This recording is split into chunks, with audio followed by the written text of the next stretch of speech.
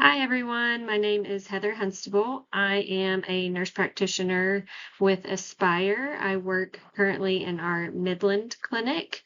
And today I am bringing you a recorded lecture on the exposome and the allergic child. And we are going to look a little bit closer at some drivers of pediatric allergies and asthma. So first, let's go over our learning objectives. We will define the exposome. Then we are going to get into a little bit of discussion about why the exposome is relevant to the allergic child. We're going to look at current national burden and the rising prevalence of allergic conditions. We will review and discuss related environmental exposures. We're going to discuss mechanisms of barrier dysfunction. We will evaluate health disparities and how those can contribute to complications of the allergic child. We will compare the exposome of urban versus rural children, and we will review how we can educate and advocate for our patients with these allergic conditions. Okay, so to cover our first learning objective, what is the exposome?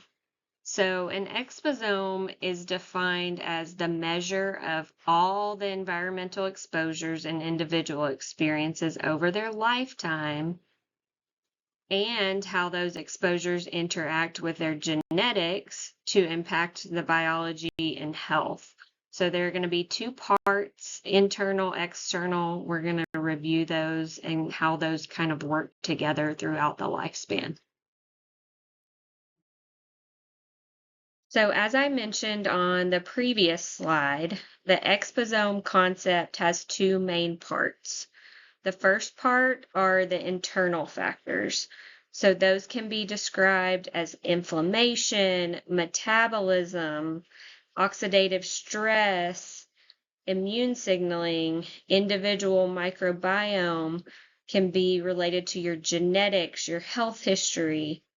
The second part is going to be external factors. Those can be described as air quality, smoke, allergen exposures, our food environment, any chemicals we may come in contact with, external microbes, pet exposures. So when we look at an exposome throughout the lifespan, you can see there's really, in concerning the allergic child, four main parts. So pregnancy begins the first exposures, maternal environment, what the mother is exposed to during pregnancy, whether that be pollution, smoking, what her diet consists of, and any microbial transfer from the mother to the baby. The next part is infancy. So the baby is born. As the baby develops, we have a skin barrier maturation. The baby is fed. There could be some exposures throughout infancy to antibiotics. There could be infections throughout infancy, and then also any indoor exposures.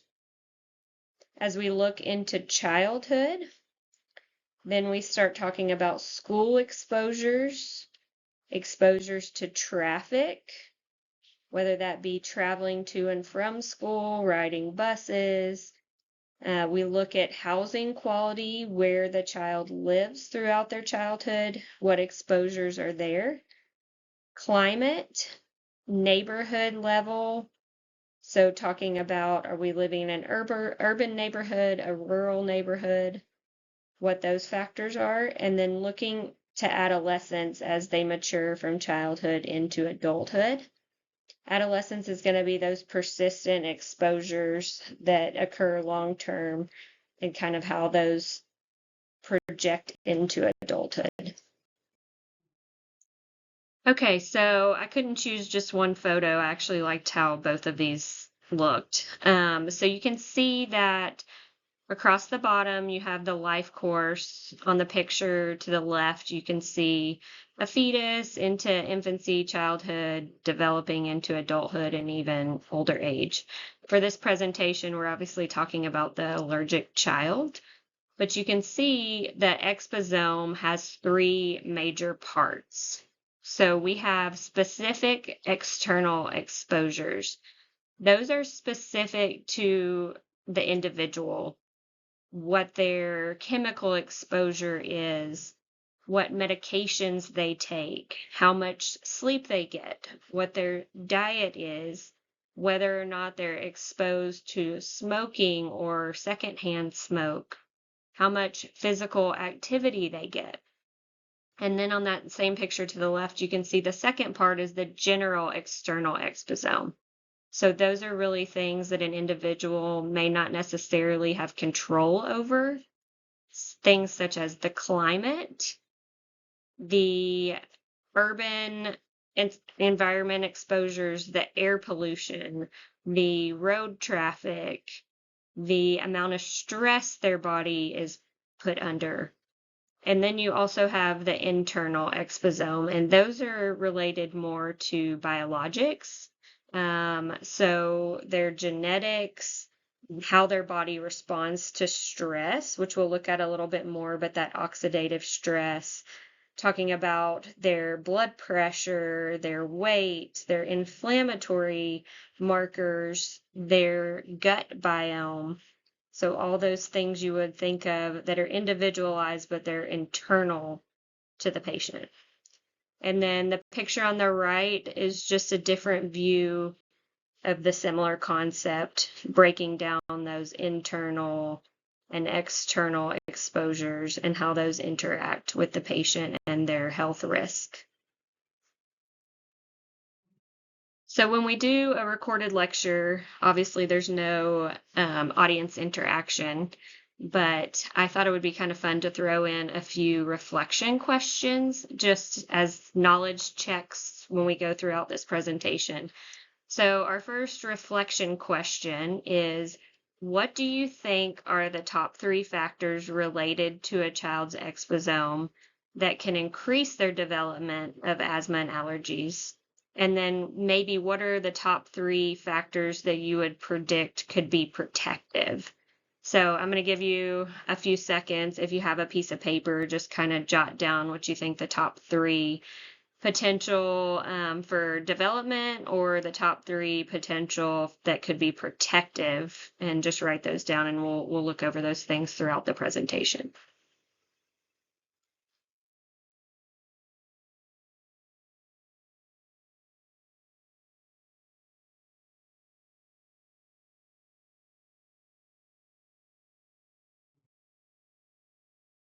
So one of our learning objectives was, why does the exposome related to the allergic child actually matter? So when we look at allergic diseases, they are among the most common chronic childhood conditions. These conditions are increasing nationally and globally, creating a significant burden into the health system. The early onset of chronic illnesses can have a lifelong impact on the patient. And then early onset chronic illnesses can create public health challenges depending on where you live, the amount of care facilities you have, and we're going to look at that a little bit closer as well. So many of us have seen a version of this child here on the left, whether it be daily in our clinics, multiple times a day in our clinics, but it's a pretty common occurrence. So the next section we're going to look at is the national burden of disease. And I think it's an important topic to review because sometimes that can be a skewed understanding of how many children actually have these conditions, depending on where our clinic is located. So if we're in a rural area where we are one of the only allergy providers, we may be seeing higher number of pediatric patients in our clinic. We're potentially in an urban setting where there may be a specialized pediatric allergy provider, we would be seeing less children. So we're going to break this down not only on a national level, but I included some specific state data, specifically to the clinic I work for and what states those are located in. But I think it's an eye-opening picture to see.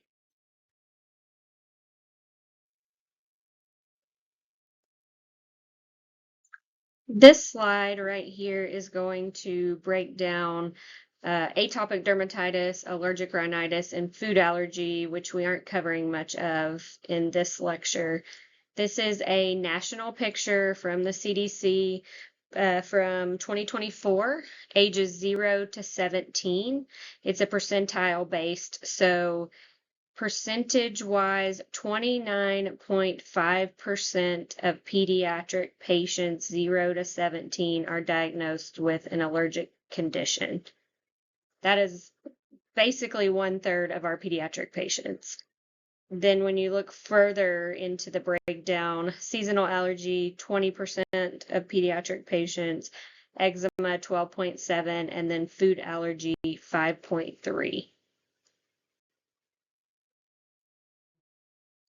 Okay, here we have some breakdown on numbers for asthma in pediatric patients ages 0 to 19, I believe. Here on the left, you can see some state broken down numbers. And again, these are states that the company I work for has clinics located. So Arizona, you have 7.9% of children. Colorado, 6.9%, Florida, 7.2%, New Mexico, 7.4%, and Texas, 7.4%. So pretty consistent across the board, somewhere between 7 and 8% of children in these states have been diagnosed with asthma. And then if you look at the chart on the right, that gives you a breakdown by age. So you can see the largest age group is going to be that 5 to 19, 5 to 14 being the largest, followed closely behind 14 to 19 as far as numbers. This data is from 2023 from the CDC and the National Institute of Health. I could not find any updated data for 24 or 25, so this is where we're at currently. So why the increase in these pediatric numbers diagnosed with allergic conditions? Hint here, the environments are rapidly changing. So some factors that are changing in our environments that we can look into a little bit further are urbanization, meaning the shift from rural areas becoming developed towns and cities. We're seeing environmental changes. Pollen seasons are changing. Our air pollution is changing. Airborne irritants are increasing. Lifestyle changes. So as a whole, we've seen changes in people's diets with processed foods, changes in exercise, an increase in medication and antibiotic usage, and then microbial exposure changes. We're going to look at some different hypotheses, but hygiene has increased over time, leading to less exposures to microbials in the environment. Now let's look a little more in depth into those factors we just talked about on the previous slide that are contributing to these increasing numbers of children being diagnosed with allergic conditions. So the first bullet point we're going to look at is environmental exposures. Okay, so air pollution, we have indoor and outdoor air pollutants. So when we look at outdoor air pollution, we're talking about fine particulate matter, which are small pollutant particles that can actually penetrate the lungs during exposure. And then we have nitrogen dioxide pollution, which is primarily caused by burning fossil fuels at very high temperatures. So what are some examples of outdoor air pollution? Vehicle exhausts, mass burning, so wildfires. We've seen definitely an increase in wildfires, and that's going to come into play a little bit when we talk about climate as well. Industrial facilities, dust storms. If you live in an area like I do out in Midland, we have a lot of dust storms. And then friction from nearby highways, vehicle brakes. You can see friction when you're talking about mass transit systems. So then indoor air pollutants that we're talking about here are mold, cockroach, mouse and pet dander, wood burning stoves, which we don't see as frequently, but they're still used for sure. Dust mite exposure, secondhand smoke exposure, and vaping.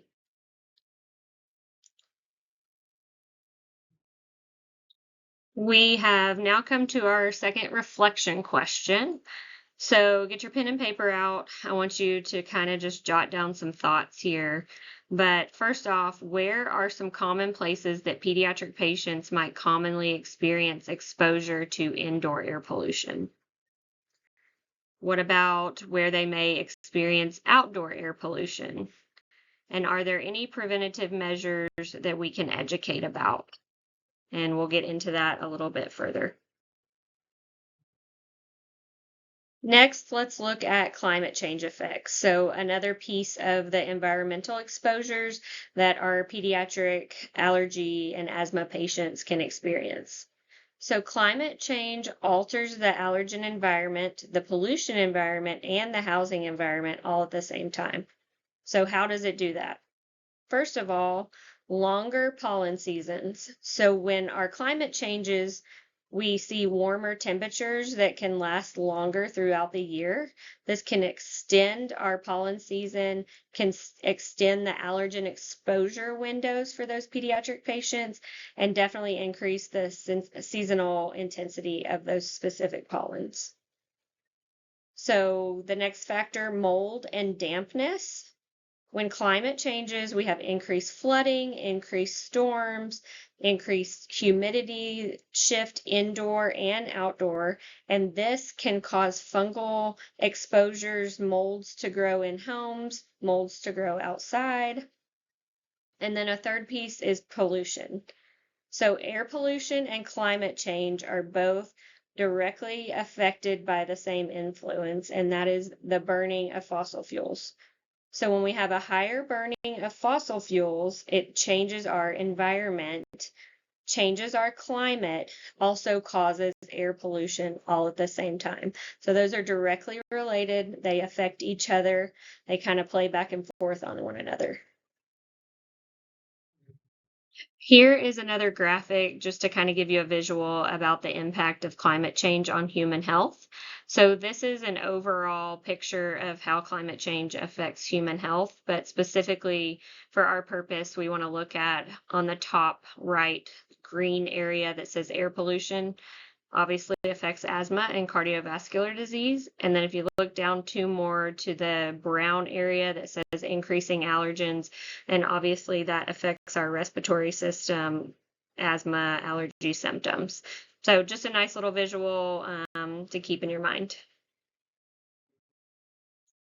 So up until this point, we have covered some external exposome factors, many that are out of our control. So air pollution, climate change, these factors that can kind of be drivers for the development of allergic conditions. Now let's look more individualized to each patient and these barrier mechanisms that are being disrupted that are allowing these allergen factors to influence the internal body and immune functioning. Epithelial barrier hypothesis. So I'm not going to get too much into the pathophysiology of the epithelial barrier, but we know that we have epithelial linings for our skin, for our gut, for our airway. The hypothesis is that the epithelial barrier causes a steep rise in allergic, autoimmune, and chronic diseases when it's disrupted. And the thought process is that many modern environmental toxins are damaging those protective linings of our body, specifically individualized and causing these factors to penetrate through the linings here and disrupt our immune functioning. Let's now link these two slides together. The previous slide, we talked about epithelial barrier hypothesis. which essentially is just telling us when any of our epithelial barrier comes in contact with toxins, whether it be in the skin, the airway, or the gut, it can kind of wreak havoc on our system, increase our potential for allergenic conditions, allergic conditions, asthma. So we have that lining in our skin, our airway, our gut. If our skin barrier gets disrupted, we're creating a nice space for eczema to occur. If our airway lining gets disrupted, we're creating a space there for asthma. And then obviously, if our gut barrier gets disrupted, we're creating a space for food allergy. So again, toxins come in whatever form, whether they be from modern chemicals, soaps, shampoos, cleaning supplies, pollution. We inhale pollution into the airway, gut barriers disrupted through medication use, antibiotic use. We alter that barrier, it then causes a dysfunction and creates a shared architecture for eczema, asthma, rhinitis, food allergy. Our pediatric patient has now come in contact with toxins in the environment. It has disrupted the epithelial barrier. What happens next? This is just a little pathophysiology review about what occurs once we've come in contact with those environmental factors and had disruption. So when the protective linings of your respiratory tract, skin, or gut are damaged by modern toxins, the injured cells release distress signals. So a distress signal is given from the body. We get a overly abundant increased production in the Th2 cells. We have a dominance of those Th2 cells that then leads to an increase in triggering IL-4, 5, and 13. When we have an increase in IL-4, 5, and 13, we have the activation of our eosinophils and B cells that lead to an increase of IgE. And this T2 dominance ultimately leads to what we call the atopic march. Now remember on one of those first slides, I showed you a picture of the exposome and it had those three parts. So we have that individualized internal part, we have very specific external environment, and then we have a kind of generalized external environment. So we've talked a little bit about the external environment that's generalized: air pollution, climate change. We've talked through internal environments. So people are exposed, or specifically pediatric patients are exposed to external toxins. How their body responds is individualized with that barrier dysfunction. Now let's talk about a little piece of the individualized external exposures and specifically how those can be affected by health disparities. We'll call this section the unequal burden. So one of our statements here is poverty functions as a systemic accelerator for allergic diseases, trapping children in environments that simultaneously increase allergen exposure, amplify biological stress, and limit access to medical care. How does that happen?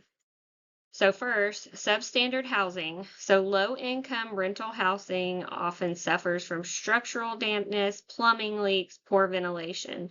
This is going to create an ideal breeding ground for some of those exposures: mold spores, dust mites, cockroach infestations.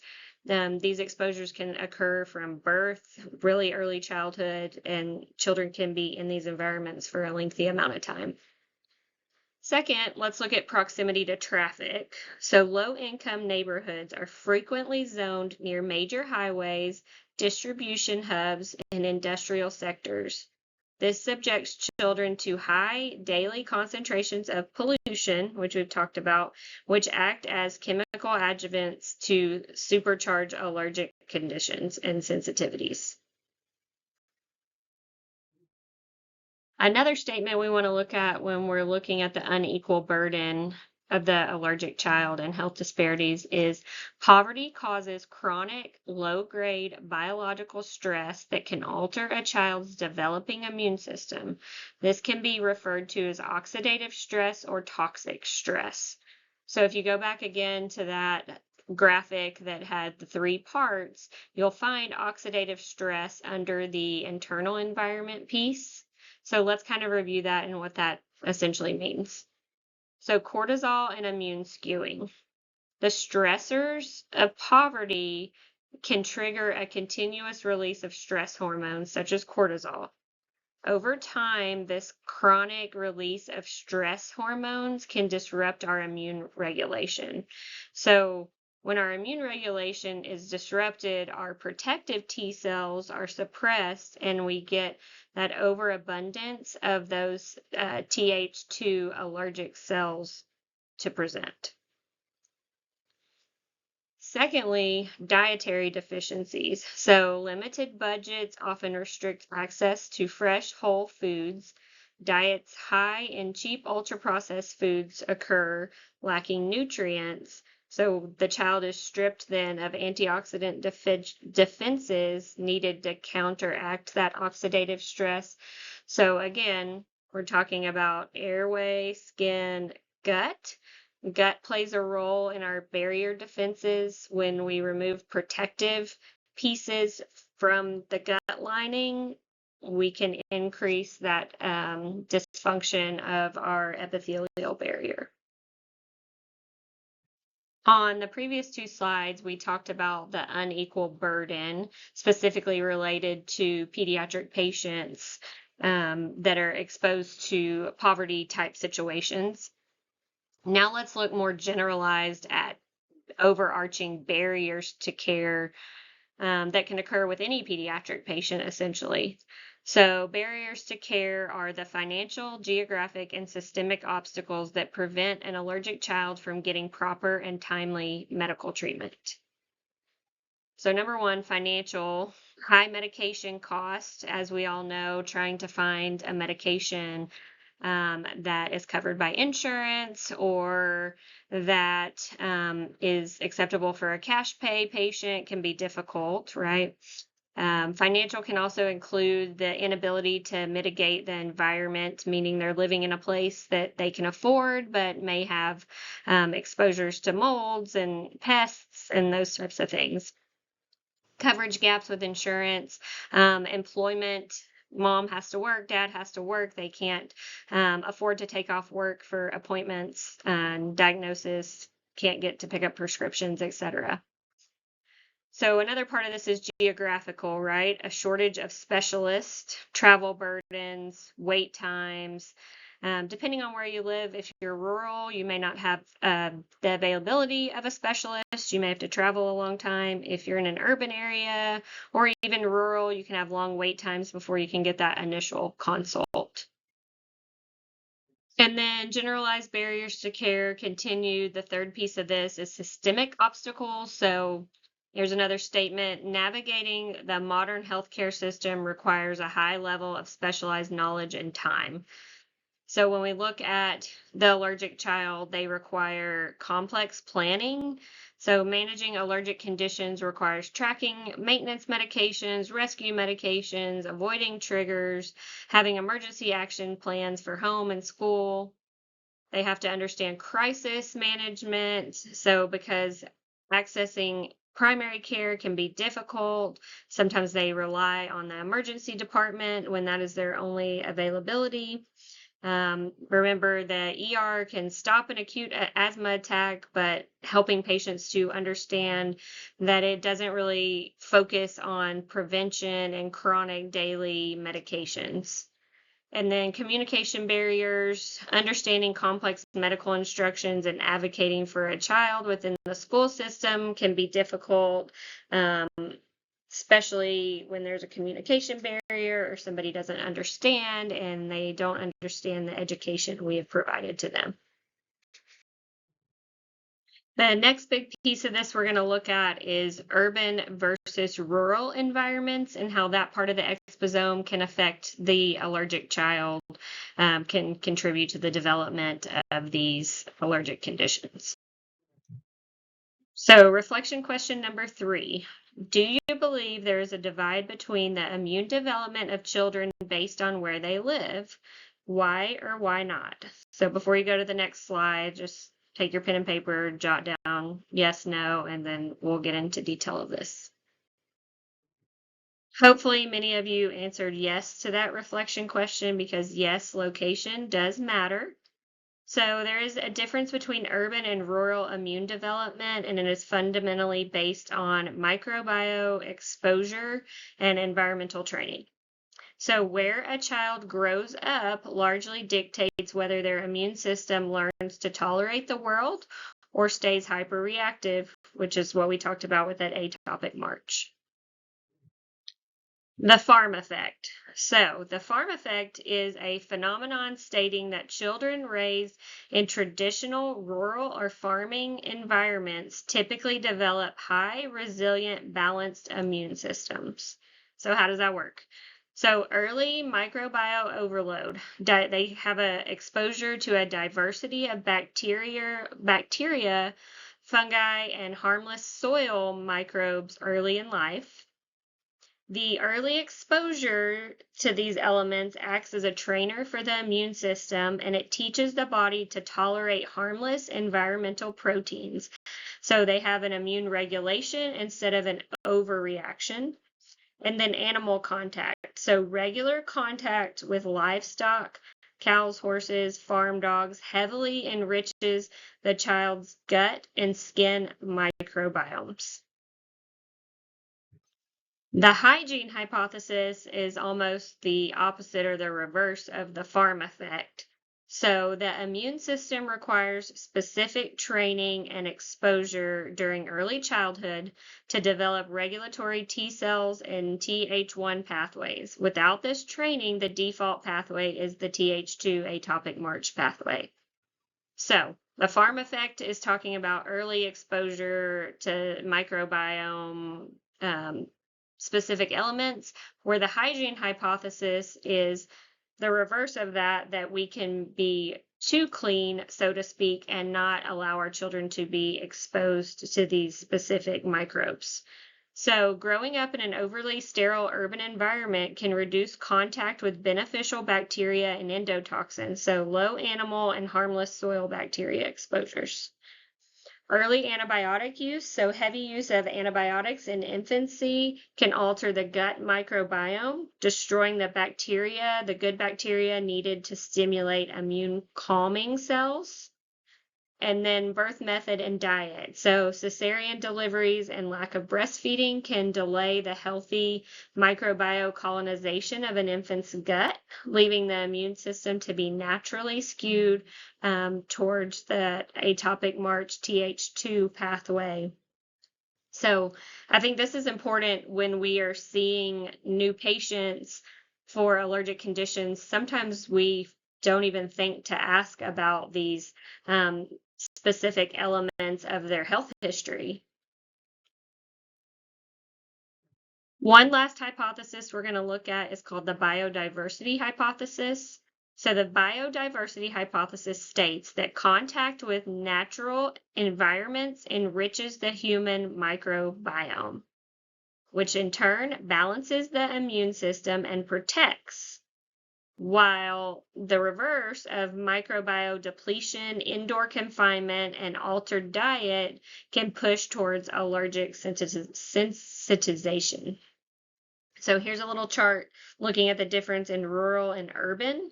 So rural children have high exposures to different microbes, urban children low. Immune response, typically rural children have that protective response, urban children have that hyperreactive response. Rural children tend to have intact and well-trained epithelial barriers versus urban children who have damaged barriers from pollution, chemical exposures.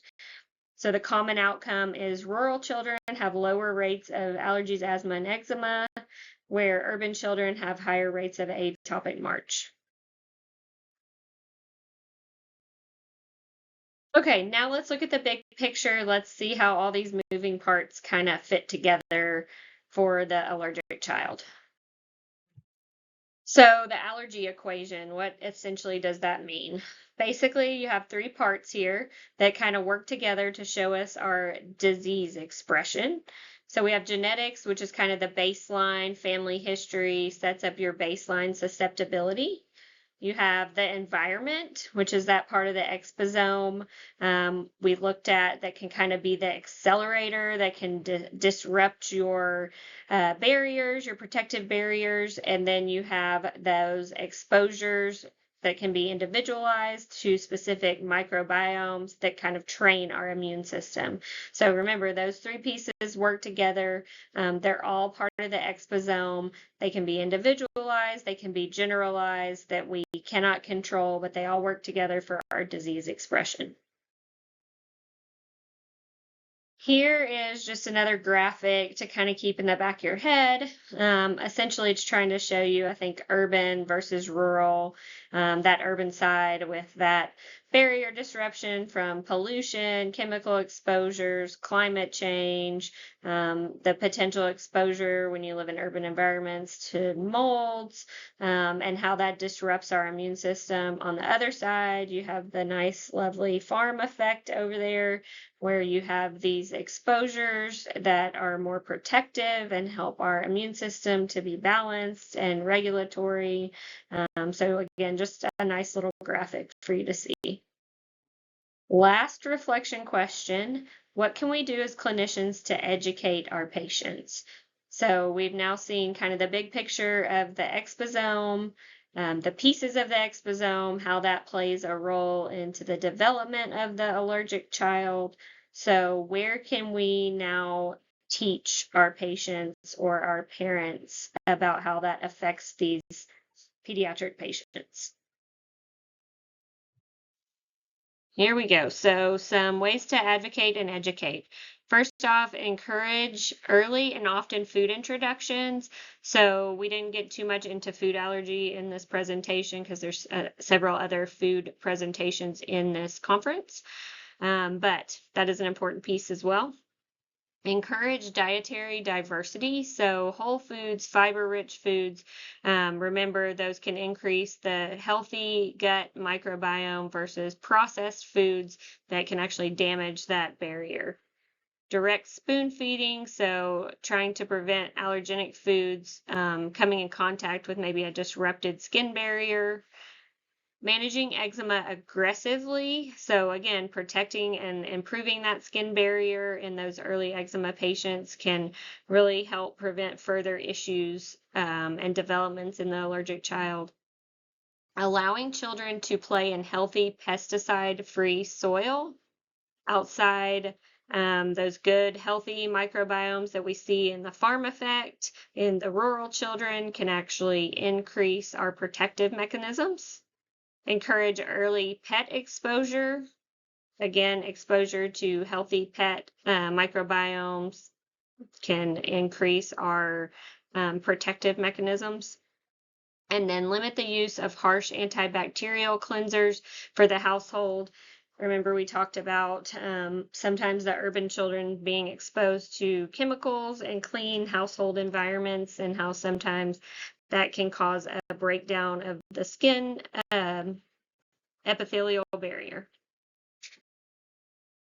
If this topic has been interesting to you and you want to read more, here are some major studies that have occurred or are ongoing you can look at. So the NHANES study, the Hercules study, the Helix, and the HEALS.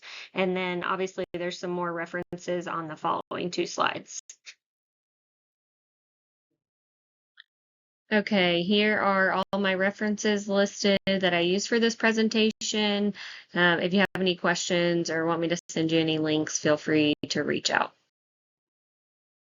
Thank you to everybody that took their time to watch and listen to this presentation. Again, my name is Heather Hunstable.